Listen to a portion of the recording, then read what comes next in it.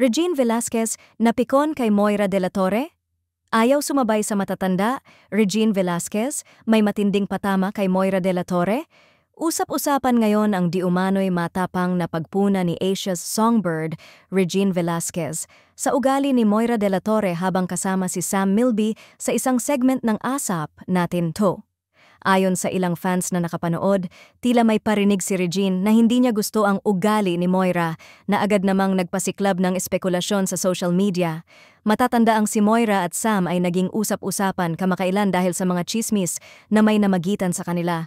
Pero ngayon, tila lumalabas na hindi lang personal kundi pati sa industriya, may tensyon na rin. Ayon sa mga nakasaksi sa rehearsal ng ASAP, tila may moment kung saan hindi raw umano gustong sumabay ni Moira sa mga mas veterano sa industriya.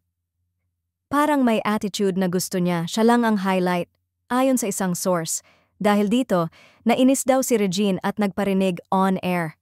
Sa ngayon ay mukhang lumalala ang issue sa pagitan ni na Asia's songbird Regine Velasquez at Hugot Queen Moira matapos ang usap-usapang parinig sa ASAP Natin To. Ayon sa isang insider, hindi raw nagustuhan ni Regine ang ugali ni Moira at ang matinding dahilan, ayaw nga daw ni Moira sumabay sa matatanda. Dagdag pa rito, hindi lang din pala si Regine Velasquez ang may sama ng loob kay Moira. Ayon sa isang source, maraming artista rin ang hindi boto sa ugali ng Hugot Queen. Kabilang narito ang pop-rock superstar na si Yeng Constantino na di umano'y hindi rin gusto ang attitude ni Moira.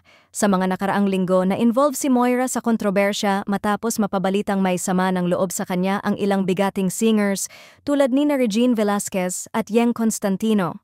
May ilang nag-iisip na baka naapektuhan ang kanyang career dahil dito, kaya hindi na siya gaanong lumalabas sa mainstream events. Sa ngayon, hindi pa nagsasalita si Moira tungkol sa isyong ito.